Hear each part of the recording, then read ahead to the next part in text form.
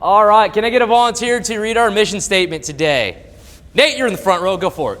Pelor exists to create and support beautiful, sustainable landscapes that enhance natural beauty, foster lasting client relationships, and prioritize safety and innovation.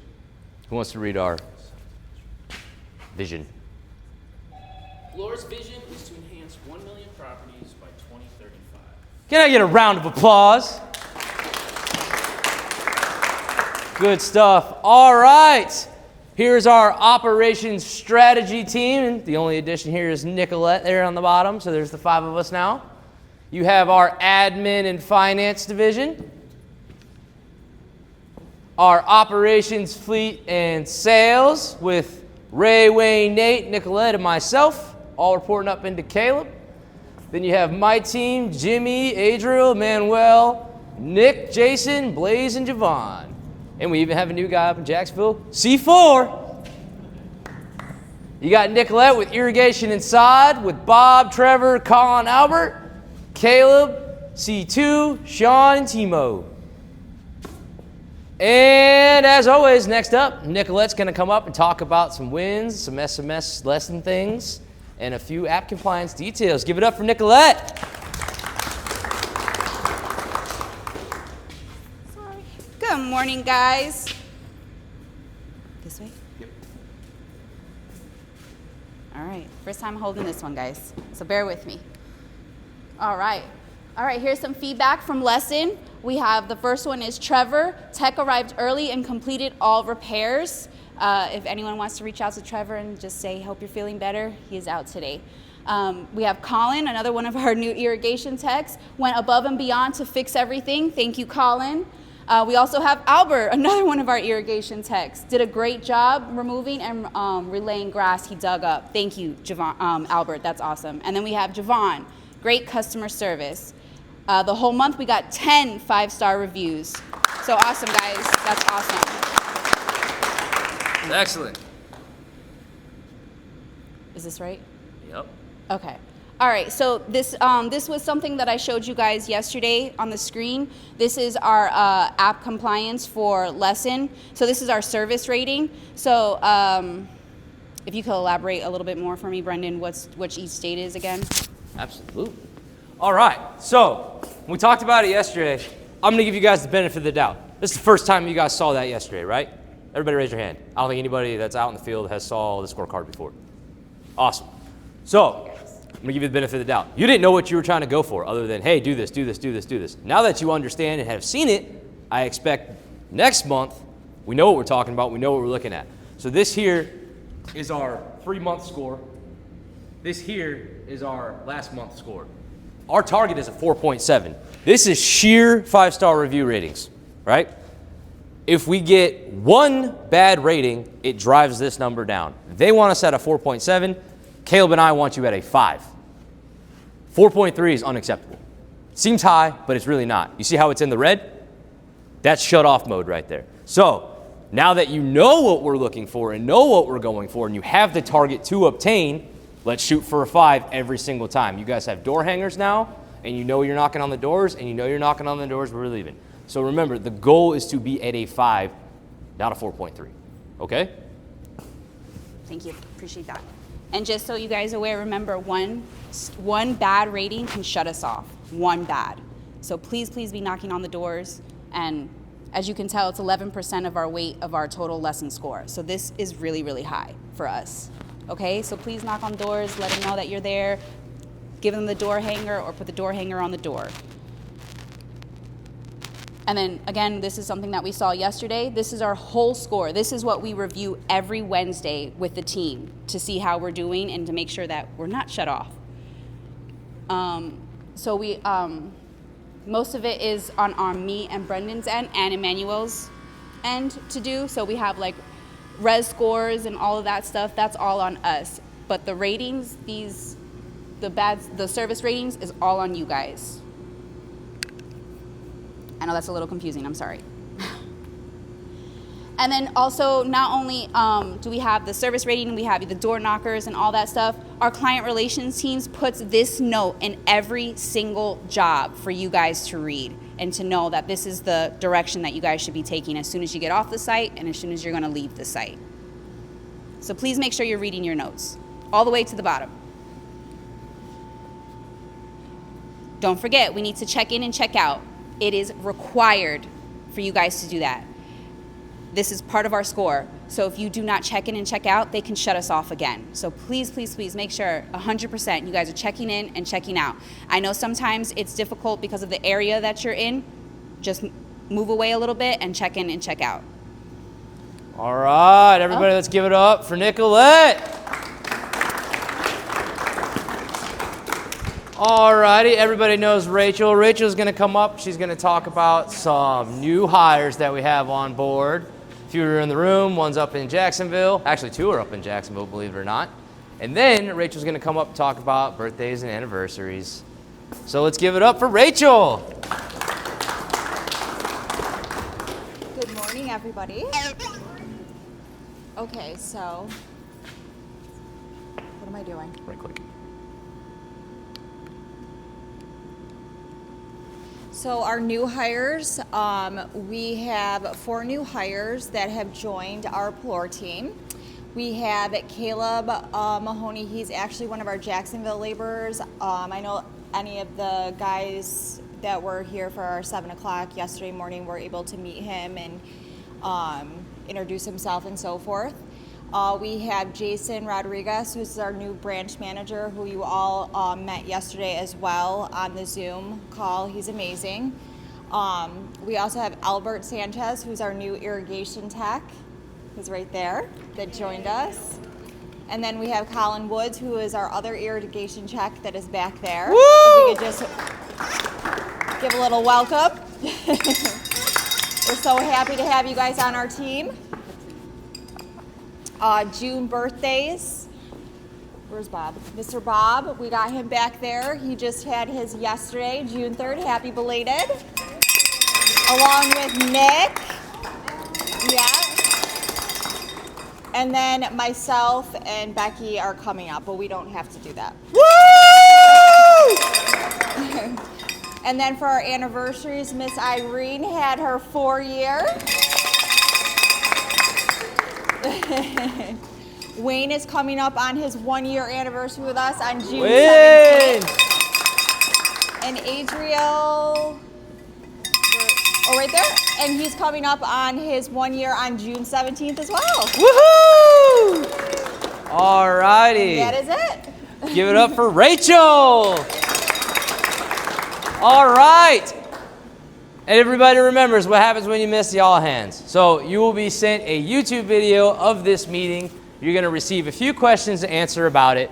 You will be required to answer the questions and send them back to Rachel. You have 3 business days to do so. So whoever's not here, let's please get this video out to them as soon as possible, and let's get them some questions to answer. Next up, Miss Becky's going to come up, and she's going to speak about some incident reports, corrective actions, and what the process looks like. Give it up for Becky. Gosh, you guys. Are you going to click for me? Click. This is new. We've never clicked ourselves. Right side. The right side. Okay. The power of the incident report. Safety, integrity, and growth. Who here has filled out an incident report? Really, guys? That's it? Maybe you don't know what it looks like. Maybe you're thinking of something else. Maybe that's a good thing, guys. Jimmy, you had your hand raised back there? Okay, so what is an incident report? It's a record of the event that happened. So an incident report isn't always a negative thing. It's something that we need to have documented. So if there's injuries, if there is just an incident that happens, it doesn't necessarily have to be related to injuries, near misses, equipment damage, and safety hazards. The purpose is to capture the facts and not blame. Why do we use incident reports? I just wanted to say, Tiffany, this is great. Tiffany put this together for me. To ensure safety and future harm, document the accountability, and enable improvement and change. See, I said it without. Yeah. Safety first. So we also, with doing the incident reports, we can also come up with ideas of how to make it not happen in the future. So, for an example, we had an issue, help me out, with the truck. We had overloaded it. We have been using that truck for years. We went to go dump it. A log rolled off and broke the side off. So Caleb and Brennan were like, okay, maybe this isn't a heavy tree truck. So we put an incident report together, and instantly the executive team made the decision not to use this truck anymore for heavy tree. So Caleb's, yes. So that's also it's also for the incident report. Now he's talking about me. Okay, integrity, to be honest during your incident report early. Integrity is essential. Report as soon as possible. Even small issues reveal larger patterns.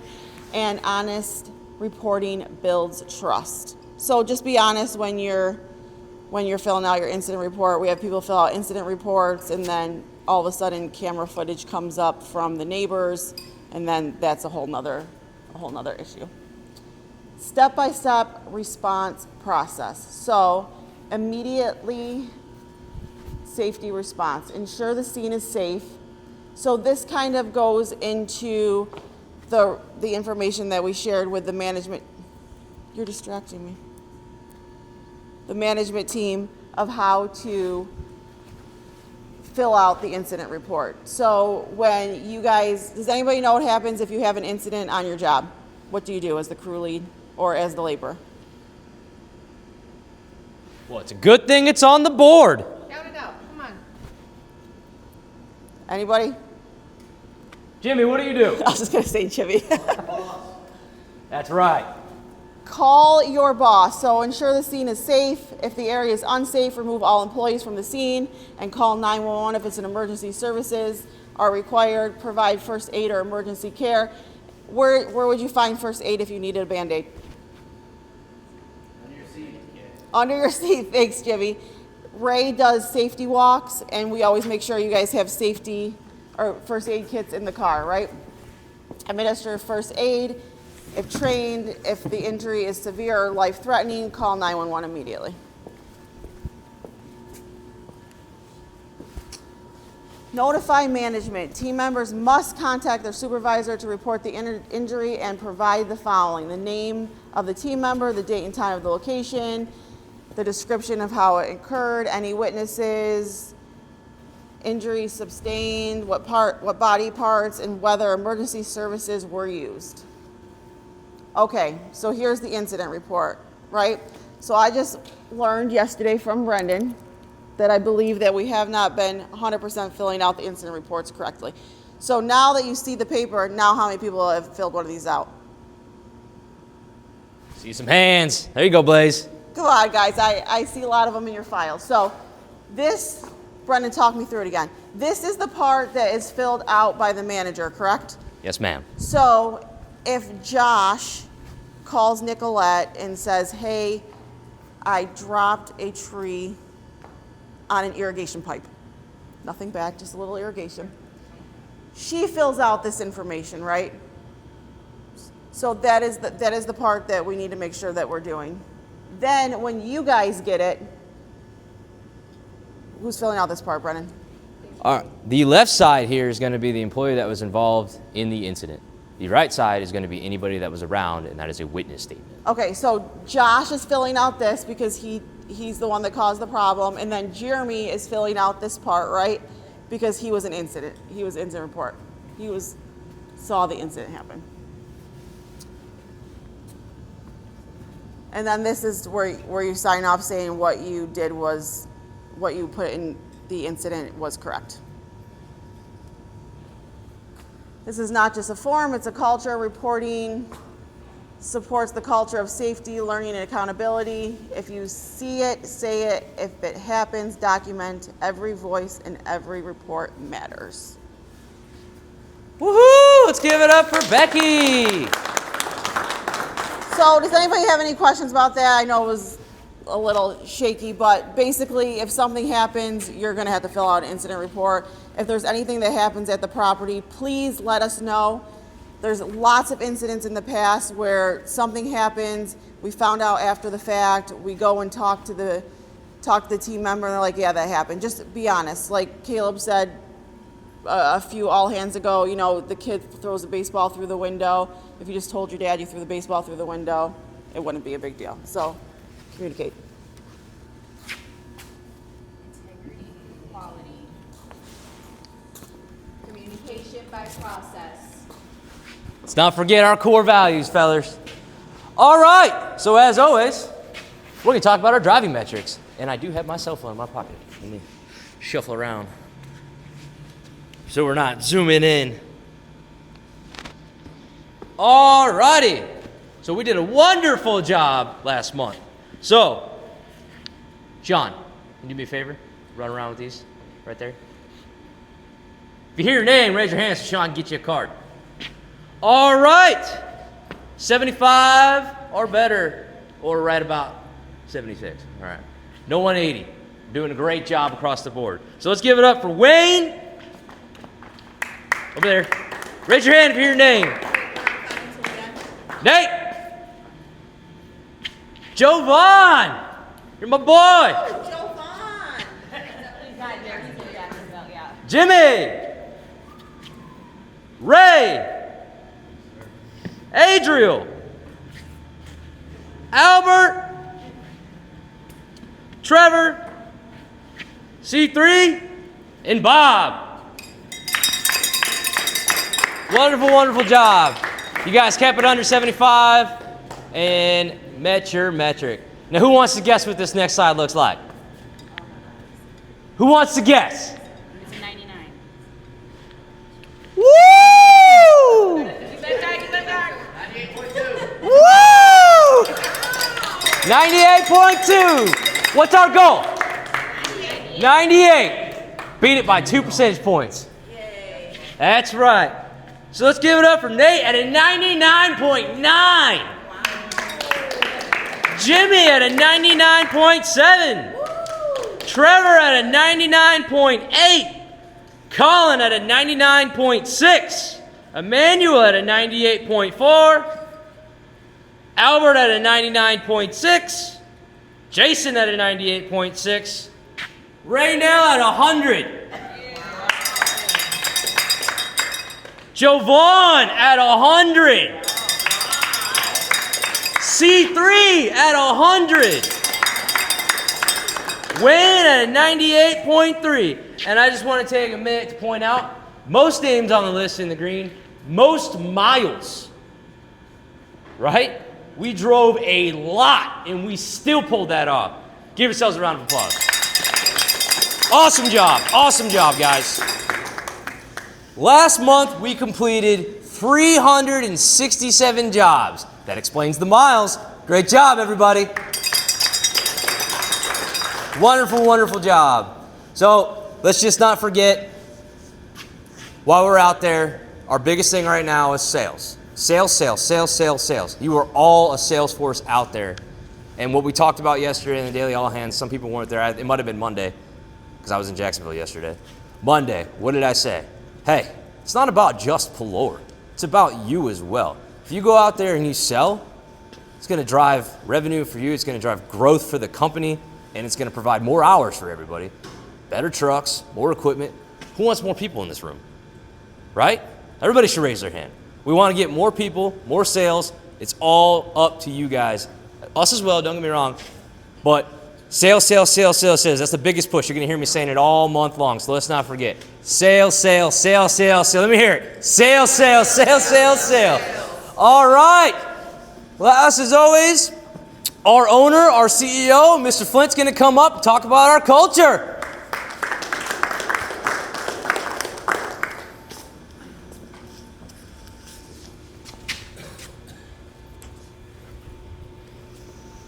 All right, good morning, everyone. Good morning.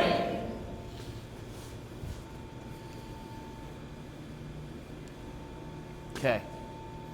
Does anyone have any monthly wins? It's been 30 days since we've done this. Does anybody have any monthly wins?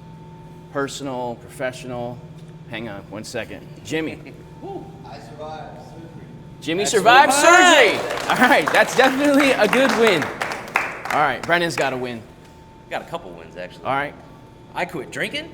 All I Oh. quit smoking, Whoa. and I got approved for my arborist certification. Yay! All right, so Brendan's growing up. That's what he said. Awesome. All right, so I got a few monthly wins.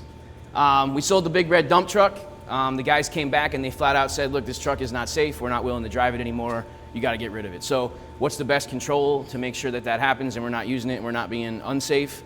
Just get rid of it. It's gone. Michael Ojeda fence.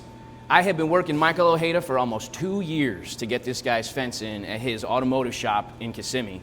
And Nicolette told me yesterday, his survey, his permit, it's all been approved. We should have it on Monday. So that is a $16,000 job. There was some tree work that we did a while back on it, and now we're gonna take his fence down, put up a whole brand new fence, improve this guy's property, and I've been working that for 2 years. So for me, that's a really big win that that's finally gonna come to fruition. We have job costing. We spoke about it yesterday at the 705. All hands management team is doing job costing, so we know which jobs we're making money on, which jobs we're not. We wanna do more of the ones that we are making money, less of the ones that we don't. Marketing and sales reporting available after months of data collection. So we've had our we've had our marketing department up and running for almost 6 months now. We're starting to get data that we can start to analyze, see trends, figure out what are our better decisions that we should be making, and just move through it more methodically, more intelligently, and logically. I opened a bank account for our foundation, Flint Hope and Healing Foundation. This foundation supports those who have gone through the loss of someone through a suicide. It's intended to fund other charities that can provide resources to families that have gone through the grief of suicide. So that's a big win for me. And then my daughter Ella Sue, who's 15 now, got her driver's permit. So that's our new thing in our family. It's pretty fun to have her drive us around and have her learn. So some real good wins for last month. Absolutely. So now I would like to introduce my daughter, Paisley Flint. She's a future leader. Her brief resume. She is my daughter. She's 9 years old. She just graduated 3rd grade at Celebration K-8. She recently taught herself to play the piano. You're going to hear a fun story about that. She excels at jiu-jitsu, gymnastics, and dance. She enjoys crafting with her friends. She loves karaoke, singing.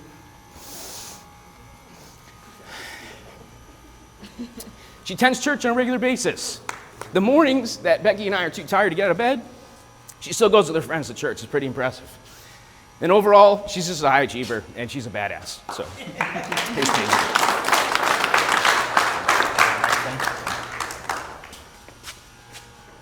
Stand right over here. There you go. You can look at the screen. Pelor, the shining one of the demigod of the sun or creation. Perfection. Behind the demigod is a perfect circle. This is Pelor. Pelor is creation and it's powerful. Sometimes our best is simply not enough. We have to do what is required, said by Winston Churchill. I'm gonna tell you two stories. One time I was asking my dad to go to my friend's house and he said no to me 107 times. So I said, okay, and I went to the piano. And I went to the piano and I started hitting a bunch of keys. And then I downloaded an app, Simply Piano. It taught me how to play with my left hand and my right hand. And then I learned how to play Disney songs and Tom Penny. And then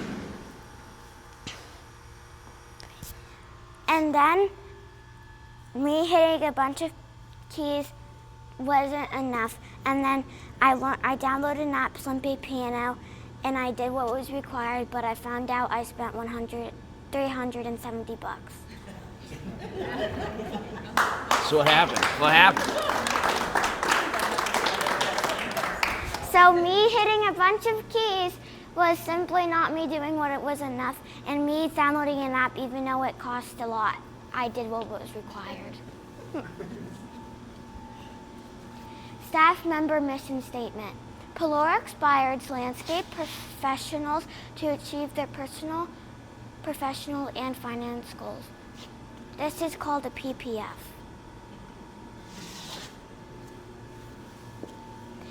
Best in class, things blocking. Customer first service, integrity through quality, safety and personal ownership, communication by process. This is when there's no storm and they're all rowing together to get where they need to be. This is when there's in a storm and they're all rowing together to get to where they need to be. And when we do all of that together, we will win. So together we'll win. Yeah. Great. Thanks, Peg.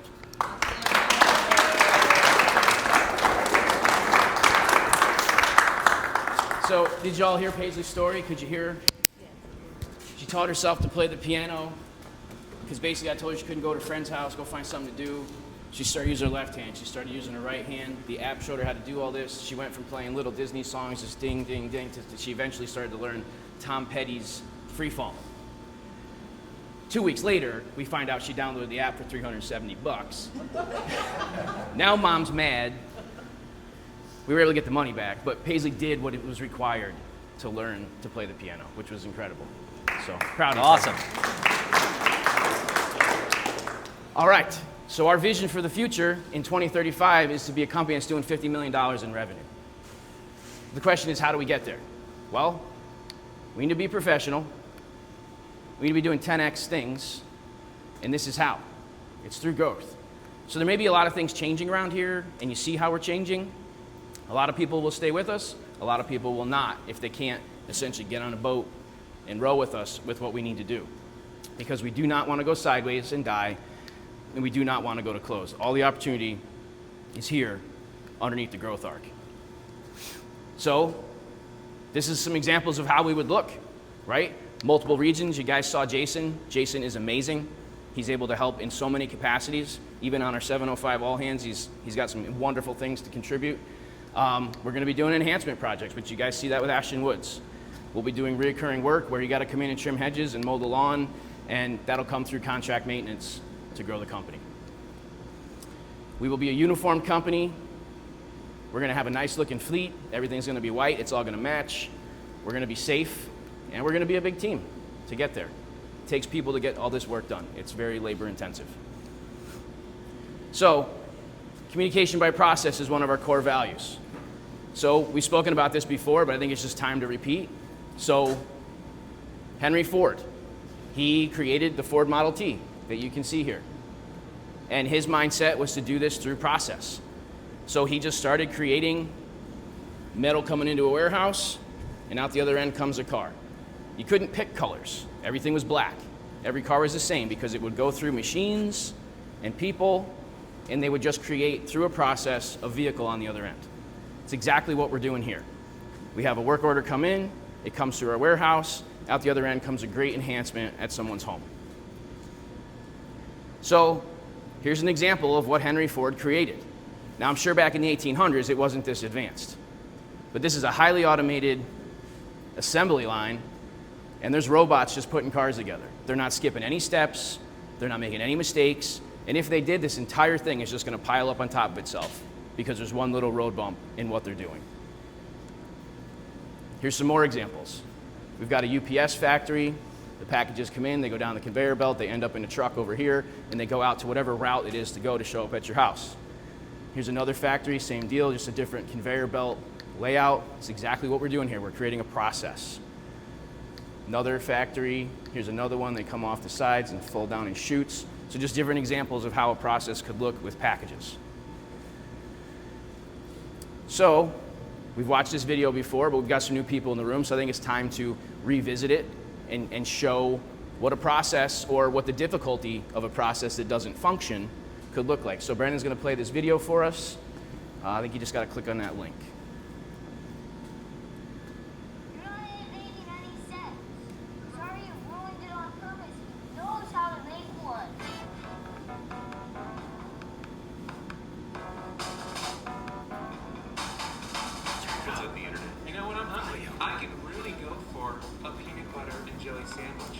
Do you guys think you can write down some instructions and teach me how to make a peanut butter and jelly sandwich? Yeah. Then do it. I knew we were gonna do this. I heard Dad talking to Mom. Choke yourself on my hand. Sometimes they do when you tell them.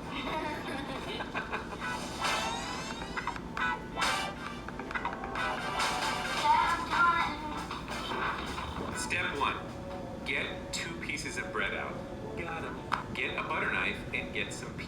Take one piece of bread, spread it around with the butter knife. No, Dad, with the peanut butter. I'm just doing what it says. It says take one piece of bread, spread it around with the butter knife. Hold on. Get some jelly, rub it on the other half of the bread. No, Dad, open the jelly. It doesn't say to do that. Put the breads together on top of each other. Take a big bite. This doesn't taste like a peanut butter jelly sandwich.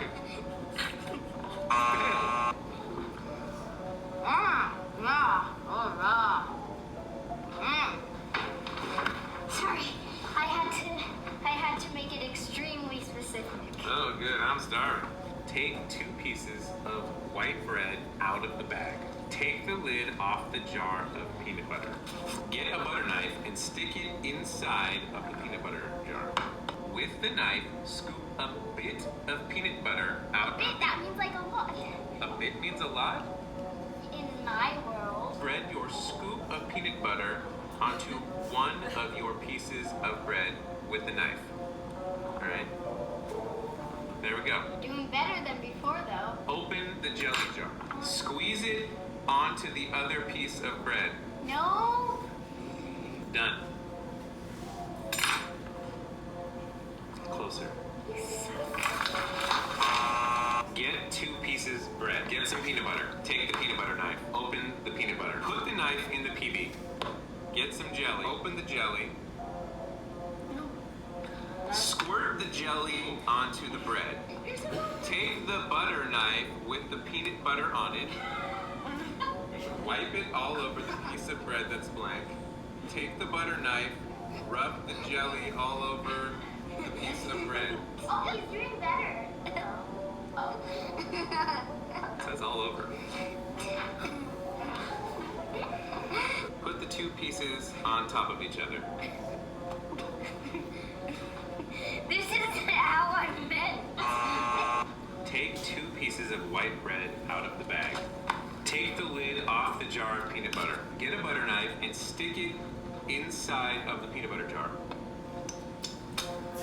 With the knife, scoop some of the peanut butter out of the inside of the jar. Spread your scoop of peanut butter onto one of your pieces of bread with the knife. No. Squeeze some jelly onto the other piece of bread. Spread the jelly on the bread with the butter knife. Put your 2 pieces of bread, peanut butter and jelly sides together. Done.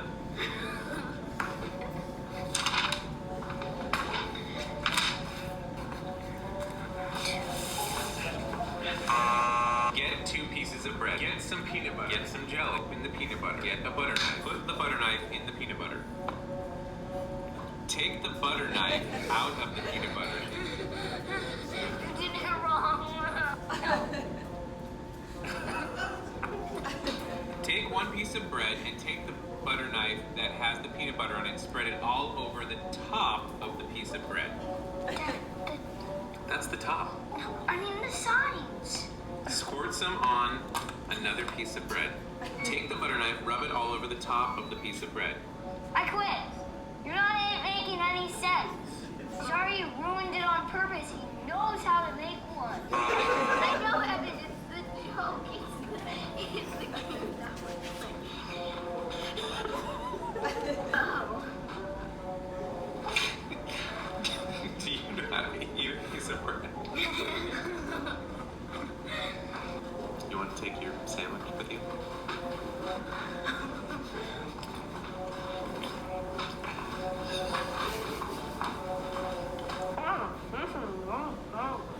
That's what it's like a carrot sandwich. I'm glad I made that for you.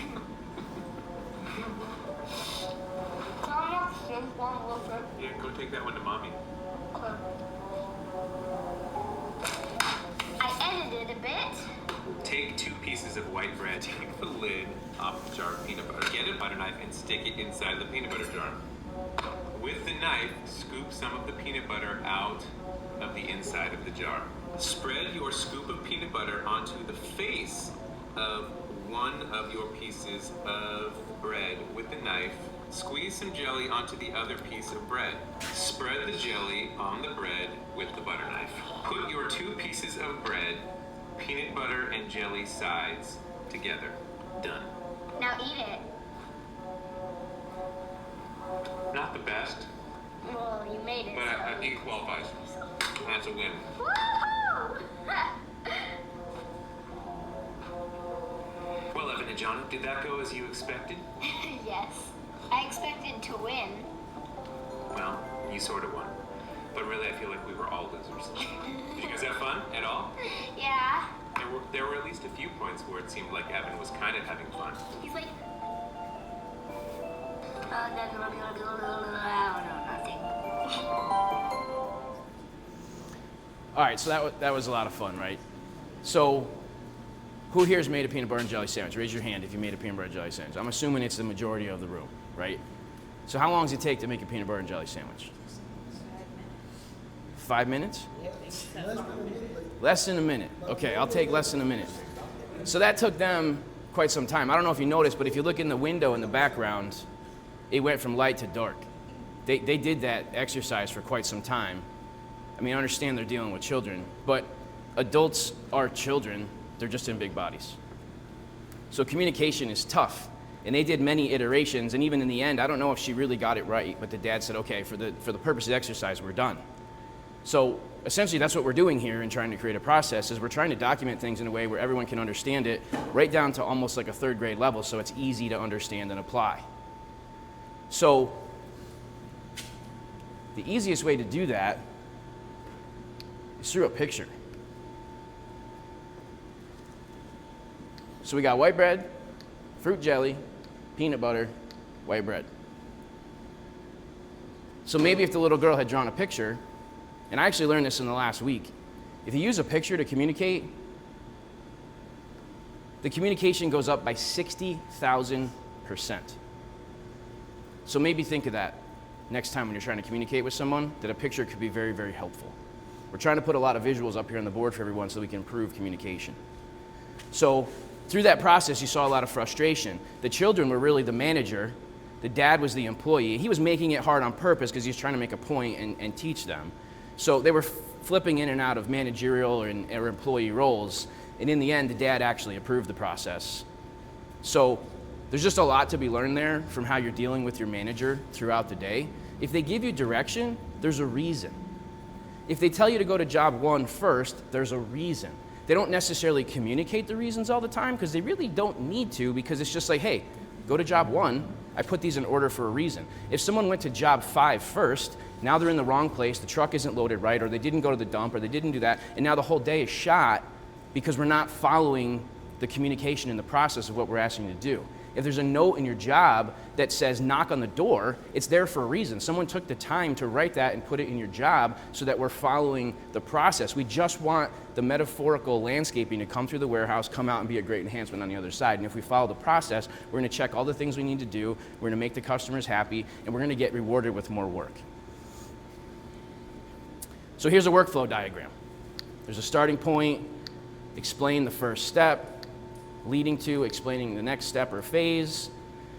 There's choice points, yes, no, or it comes down here, create a detour step, we accept the choices, explain another step, finish, right? So we've done this before, and I'm just wondering, do you guys know what our process looks like? So, Tiffany, if I get you to flip the lights on, I got a big whiteboard here. Nate, I'm going to have you come up and draw for me. I'm going to assume you got some good handwriting. There's a black marker right here.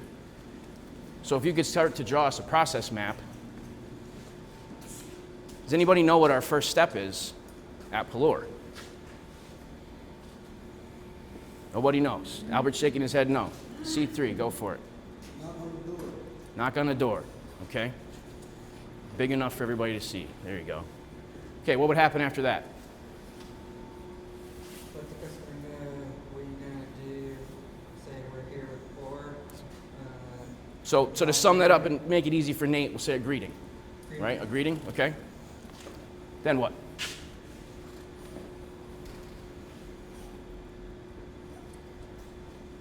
Anybody know what we do after that? Nick, you go to lots of jobs. Do your job? Okay, do your job. Okay, then what's next? Can't hear you. Go back to the customer.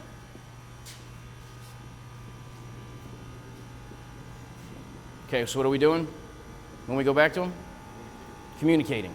How was the job? Do you need anything else? Anything I can help you with? Do you see something else you would need done? Attempt to upsell maybe? All right, and then what happens after that?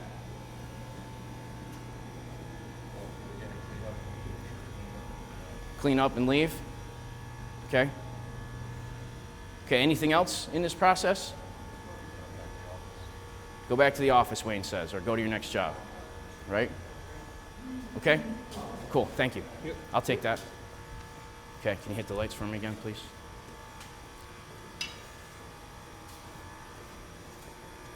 So we got 1, 2, 3, 4, 5 steps of getting our car into the warehouse, out the other side.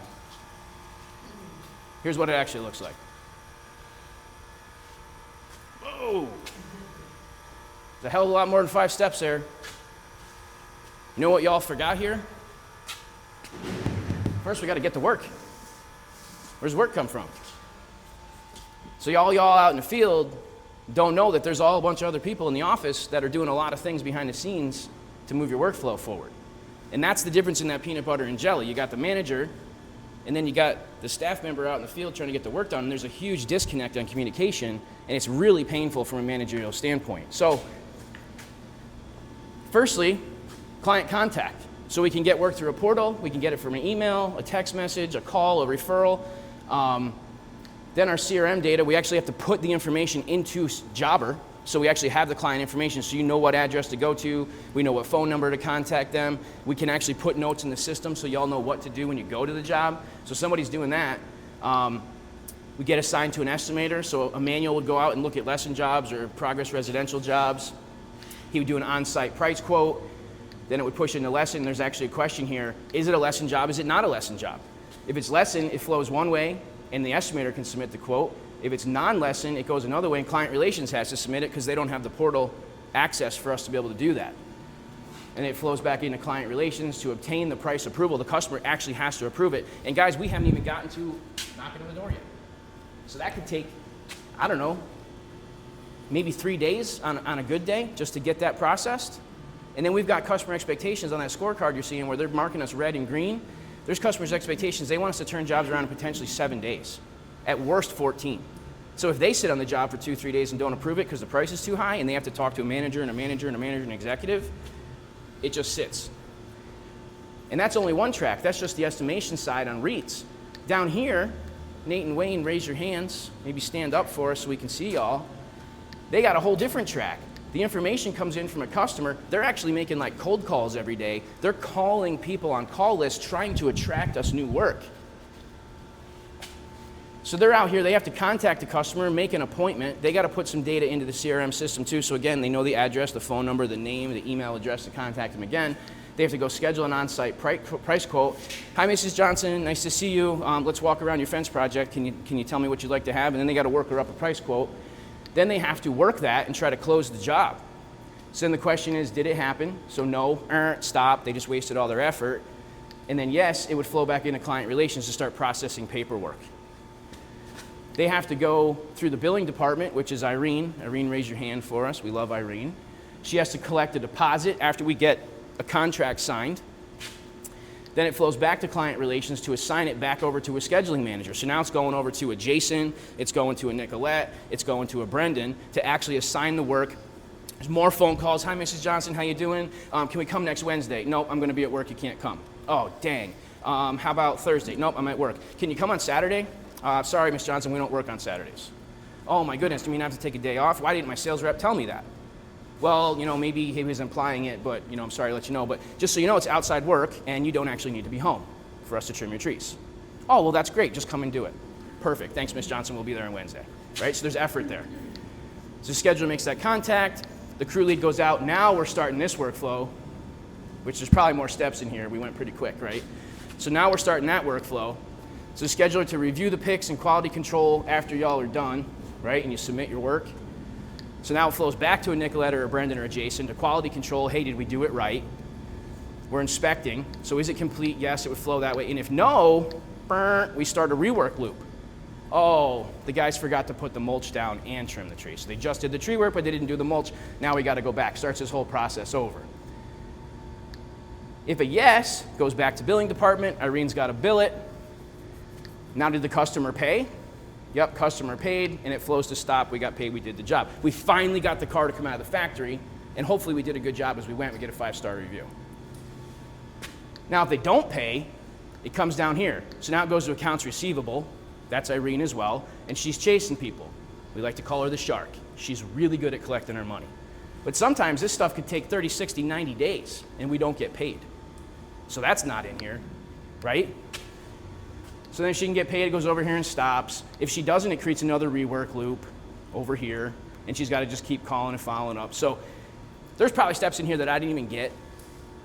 But just to show you all how much effort is going into what you're doing out in the field. So when your manager calls and says, please go to the right, we really want you to go to the right. We don't want you to go to the left, which is the exact opposite of what you were asked to do. It just causes pain and problems, and you can see that all over those kids' faces in the peanut butter and jelly. The son was just like, oh, I quit. We don't want that. We want to retain employees. So here's some examples of communication by process. This is a note that I put for Michael Ojeda's fence job. And I got some real clear notes in here. Demo, haul away, dispose the chain link, left, right, rear property, leave both returns. Remove the tree with orange dot at rear line, grind stump and roots in way of the fence line. Remove tree at left rear corner, grind stump and any roots in way of fence line. So that was like phase 1 work. The tree crew came in and did all that work. And they literally did this work, I'm going to say 16, 18 months ago. Then we're going to install white vinyl, 6 foot for phase 1. Right run, 61 feet, rear line, 150 feet, left run, I think it's 58, plus 2 foot corner jut around oak tree. See the picture. Really good, clear notes. You can't screw this up. And what I'm trying to do is I don't want the tech to call me. I'm busy doing my actual job. This is 2 years later. If I didn't give these good notes, I wouldn't even remember the job. So it's got to be really clear, right? And then there's a phase 2, it tells them what to do on the next steps. Install a gate here, do that. The gate should be this size. Here's another example of something that Charlena brought in. It's difficult to read, but here's the directions coming from Progress Residential. They're very cryptic. It's almost like a programmer did it. They've got some sort of automation that's just jamming directions into every job that they send to us, and we have to interpret that. So what is there? There's a PDF here, and it's like 150 pages. So Charlena goes in, attaches it. Brendan, the scheduler at this point, he interpreted all this, and he gave some really short notes. We need a price increase of $330, and we need another $2,500 to do the other thing they want us to do. They're only going to give us a little bit of money. He's got to go through and analyze it, use his brain, and say, hey, we can't take down a 60-foot oak tree for $300. It ain't happening. So he's asking for $2,500. That's called a CO, a change order. So then we got to wait and get approval. Charlena says, oh, CO submitted. Here's the proof. There's the documentation that says stamped, approved, you can do it, so that when Irene goes to try to get billed and they say, we didn't approve this, she can say, oh, no, buddy. Here's the proof right here. Somebody in your company, whether they work there or not, they approve this thing, and you're going to pay us what we need to get paid. Here's another example. You guys see this every day. This is checking in the lesson. It's giving you the address, the location number you need to go to. It's going to give you direction and what type of the job is. You got to upload pictures. I don't use this stuff, so bear with me. Right, it's asking you to select options. Brendan, help me. You select the option at the end. Is the work completed? Is it a quote, or do you need to come back? So then work is completed. We're clicking that button to communicate with lesson, with the tenant, even with us, because we can see it on the lesson side. And this is going to like send an email to the actual resident of the home that says, hey, work's completed. Somebody left your house. Then it's asking us if we want to do any additional work at the house. And this is the button that we've been asking y'all, just like on YouTube, smash that button, because this is going to yield us additional work, right? Is there anything additional? Yeah, I was at the house, I was laying inside, but I noticed there's a dead tree branch in the tree, and it looks like a hazard, and all we got to do is put the word hazard. They will approve that work, and we can generate work for other departments in our company. So if we click that, and what I'm trying to say here is if we're doing this, this is leadership. These are great results of what we need. Brendan's saying sales, sales, sales. This is a great way for us to automate sales as much as we can, but we need the guys in the field to do this. You're the eyes at the properties. So we've been talking about the scorecard. Green is good. Green means go. We all understand green. We all drive. And if we don't, we ride in cars where people do drive. So green is for us to move forward. We want to see green here. Red is for stop. Nicolette showed us another example earlier. We don't want to see a whole bunch of red here because then eventually who's the guy that's going to call us? We learned yesterday. What's his name? Does anybody know his name? Patrick. That's my Patrick's boy. just going to shut us down because he just feels like it. He's just had a bad day. Somebody burnt his breakfast and he just is in a bad mood and he's like, oh man, they're in the red and they can't meet the numbers that we need and the expectation and what's required. Just shut them off. And they just flip a switch on the computer and boom, no work for us. We just got to keep Patrick happy. Again, we can get down to the tech level. We've got some examples. I think this is the same slide we saw yesterday, right? We used Jimmy because he had one opportunity, missed a check-in. That 0 brings our average way, way down. And we've even got our subcontractors, right? Victor, I think, had 3 opportunities, or 4, and on 2 of them, he just didn't check in. He brings us down to a 50. And we just can't perform. We're at a snail's pace because they won't push us to work. So we need to avoid these things. And how do we do this? We look at it with a microscope, which is what we're doing here. We can see who's doing it, who's not. We review it daily, which we're probably going to start looking at it every day in our 705 so we can get the techs that aren't performing to do what they need to do. We discuss it, which is what we're doing. We train to it. We correct any training issues. We improve. We set a goal, which Brendan gave us a goal of 4.7 this morning, and then we just go ahead and crush it.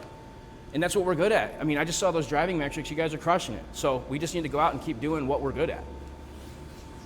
A resident feedback, right? It's an average. I think we had a 4.7 or 4.9 on this card right here, right? Which just helps us achieve excellence. Here's another video. I think it's like 4 minutes. Bear with me. I know we're going a little long, but he's got some good stuff to say. When you think about your business and all the elements that drive success within it, you have to think about how to layer all those elements into a way to measure what the highest impact is across the spectrum of everyone doing the same job, or jobs that require high attention to creating the workflow in order to amplify the overall success of your business. So we have created the magnitude of impact scale. That scale goes from poor to average, good, great, excellent, and remarkable. Now think about it. If you have 2 employees doing the exact same job, and one employee is $1 million producer and the other employee is a $500,000 producer. Well, what you would do then is you would layer the flow of opportunity across the magnitude of impact scale. So if I was seeing 100 people, or if I was seeing 75 people, or if I was seeing 50 people, you would layer that flow through the magnitude of impact scale. You just write it down, right? Not too problematic. Then you would look at the conversion of those opportunities by each contributor.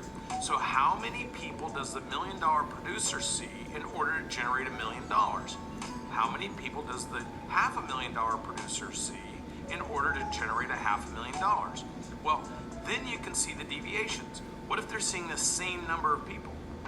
What if the $1 million producer is actually seeing 4 times the number of people that the $500,000 producer is seeing? You actually start to look at the data in your business as it pertains to the things and activities that are happening based on flow. Then you view conversion. And what that will tell you is what are the opportunities coming in, what kind of opportunities are they, what kind of marketing drove those opportunities, which you would also layer across the magnitude impact scale. If you ran 100 different campaigns, you would layer the campaigns that were most successful across the scale so you'd have an idea of which campaigns worked the best. Then when those opportunities came across your producers, you would see which producers converted the highest. That would be layered in the magnitude of impact scale. Then you could layer those same customers, clients, patients, whatever business you're in, through the retention magnitude of impact scale. How many of them continue to come back and continue to work with you because they enjoy the relationship they have with you? If you don't have a scale to layer your information through, then how do you view the impact of what you're doing? This is dynamically different than most businesses who just throw things against the wall and see what sticks. That's a dangerous way to run a business.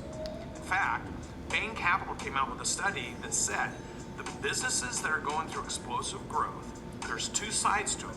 There's the huge businesses that are at scale. Those businesses are obvious. You have Walmart, Amazon, things like that.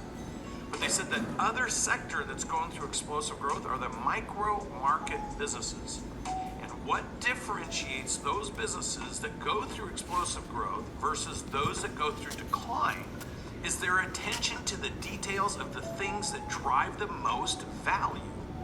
So having a magnitude of impact scale and layering the things that matter the most through the scale so you can determine what drives the most value, who drives the most value, what they're doing to drive the most value, and having an easy thing to be able to discuss with your team or with your executive group is very important. We put magnitude and impact scales in posters and put them on the wall. Why? Because we want to draw everybody's attention to the fact that they have to impact whatever they do, and each time they do it, at the highest impact that they need to do it across the spectrum of everyone doing everything. And it needs to be measured so everyone is acutely aware. One person creates an opportunity for another person, and another thing creates another opportunity for another thing. And if you don't track those opportunities, and if you don't track those things, then how can you possibly know what's working or who's working? So that is the point behind the magnitude of impact scale.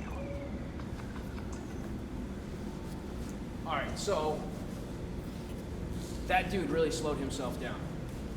He is a super intense guy. He can talk faster. He can talk so fast he's stumbling over his words because his brain is going so fast. He really dumbed that down to try to say to us, like, can you pull up the...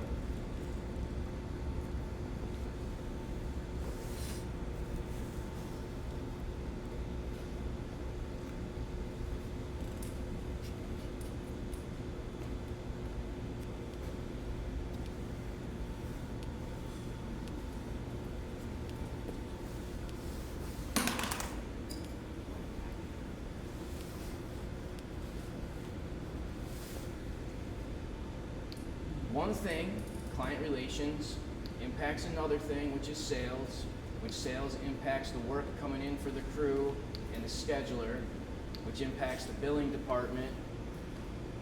Like, one thing impacts another thing. That's what I'm trying to get y'all to understand here. He said a lot of stuff that's quite confusing. And the best way that I can say it is that we're all here rowing together.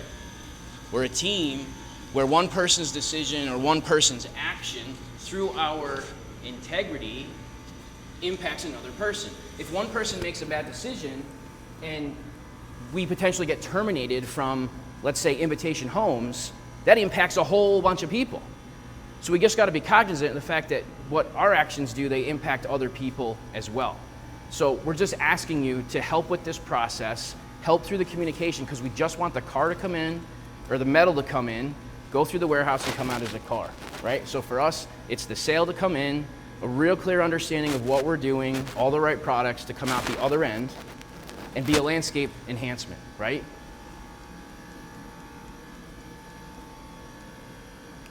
And then the other thing that he said is you want to have remarkable people on your team. As a business owner, you cannot tolerate poor people on your team. They don't understand that what their actions do impact other people. And they're just out here screwing everything up because they don't give a shit and they just want a beer on Friday.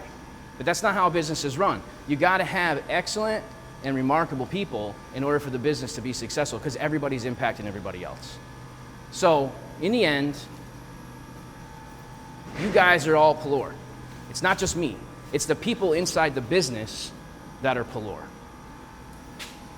All right, does anyone have anything else? No. Well, let's hear it. I am. Pelor! I am. Pelor! I am. Pelor! All right, thank you guys. Let's get some food.